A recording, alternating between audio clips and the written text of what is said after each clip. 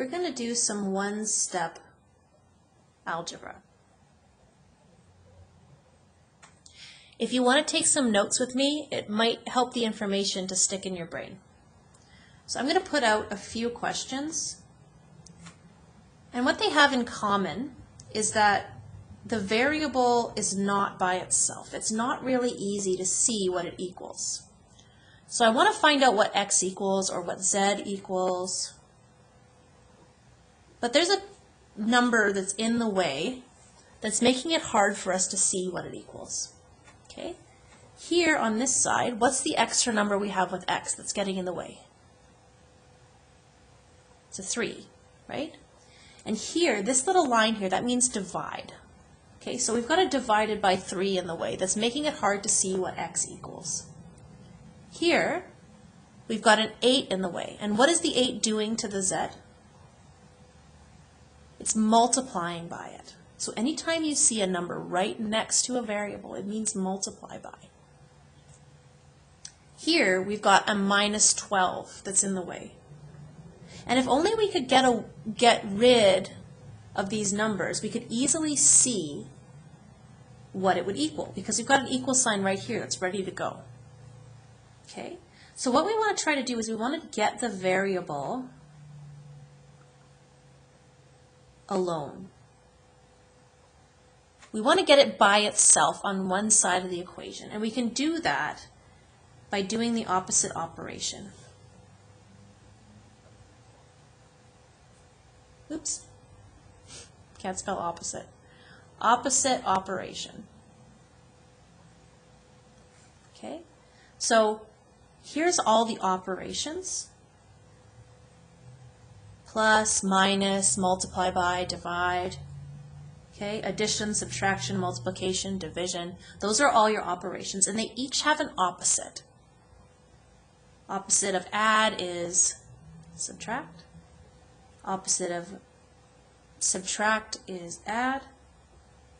See, same. You could even put a two-way arrow. They're the opposite of each other. Opposite of multiply is divide. Opposite of divide is multiply. Again, there's a two-way arrow here. These are the opposites of each other. Okay? So if we do the operation, the opposite operation, it allows us to cancel the number out.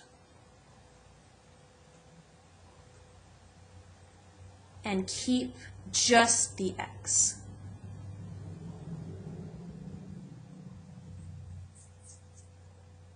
Okay? And the other thing that we always need to keep in mind is that you have to be fair. That means that if you do something to one side, anything you do to one side,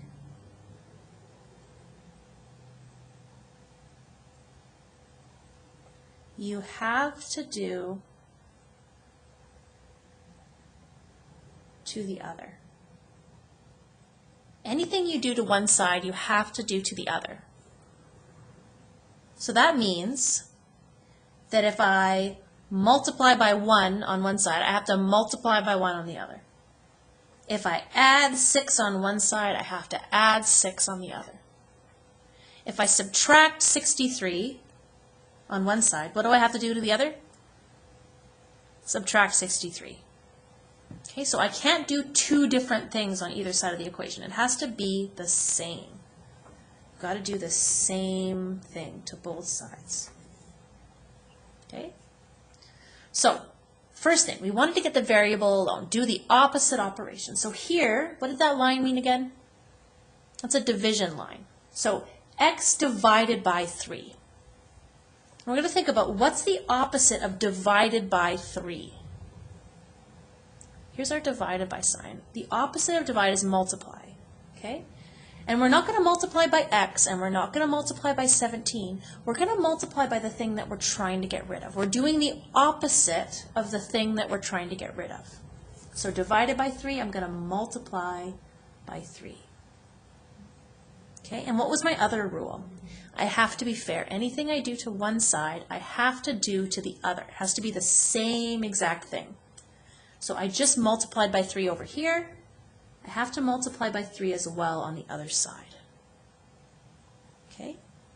Now here, I've got this divided by 3 and multiplied by 3. It says I can cancel the number out and just keep the x. So I'm going to do that. The 3's go away. Okay, I'm keeping this 3 over here, but these two, the divided by 3 and the multiplied by 3, are opposites, so they can go away now. Now, let's see. What I have left is x equals whatever this is, 13 times 3. And maybe you can do that in your head, but we can always use a calculator. 17 times 3 is 51. Okay? And if I'm not sure I've got that correct, I can go back and see what my original question was. It was x divided by 3 equals 17. And now I know what I think x is. If I put this where the x is and I try this equation, it should give me 17. So let's see if it works. 51 is my x, and I'm going to divide by 3 on the bottom there. And when I press the equal sign, what should it give me? It'll give me what's on the other side of the equal sign. So let's see if it works. There it is, 17. Okay, so I know when I put 51 back in and I divide by 3, it gives me what it says it should give me. So I know I have the correct answer because I checked it. There it is. Okay, let's try another one. 8z equals 56. Now don't let this z scare you. Anytime you see a letter, it means the same as x. It's just a variable. Okay, and what does the 8 next to the z mean? It means I'm going to multiply the z by 8. So what's the opposite operation for that? I'm trying to get the variable alone, so I need to do the opposite operation. This was multiply by 8, so I'm going to do divide by 8. Divide by 8 on this side. And then it says I can cancel the numbers out and just keep the x. In this case, it's a z, not an x, but they're the same thing, so don't worry. Okay. Now, it says I have to be fair. Anything I do to one side, I have to do to the other. So what was the thing I did on this side?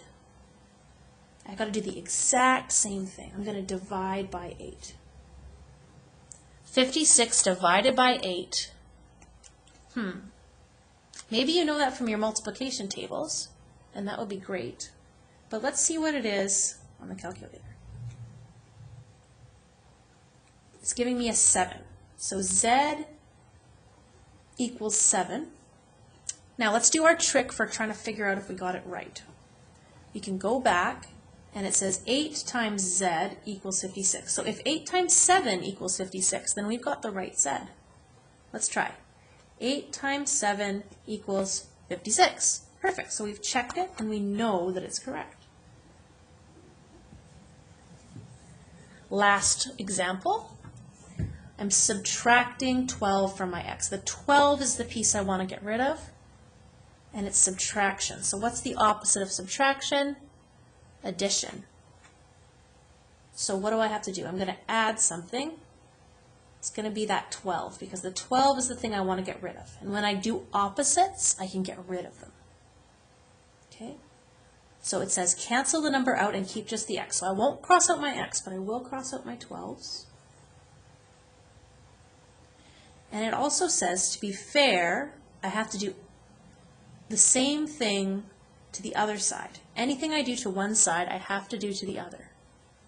I'm going to do the exact same thing. I did plus 12. I'm going to do plus 12 over here. X equals 27 plus 12. What's that? 27 plus 12 equals 39. 39. Okay, so what's our way to figure out if we're right? Let's put this 39 into where the x is. Because if 39 minus 12 equals 27, then we know we have the right x. X equals 39. So let's try. 39 minus 12 equals 27. Hey, there you go. Perfect. So our answer is x equals 39. So to recap, what you're trying to do is get the x or the Z or the Y or the B all by itself by getting rid of the numbers attached to it. You can do that by doing the opposite operation. Okay, so if you have add 6, it's going to be minus 6. If you have multiply by 2, it's going to be divide by 2. You're going to find out what is the opposite operation, and then that allows you to cancel them out, get rid of them, and then you'll just have the letter by itself. On the other side, you've got to remember to be fair. Anything you did to this side, you have to also do to that side. Okay? And then you're going to do this math on this side and see what it gives you. That'll show you what's left on this side equals what's left on that side. X equals whatever this says. X equals 39. Okay? So you can try that out on your practice sheets.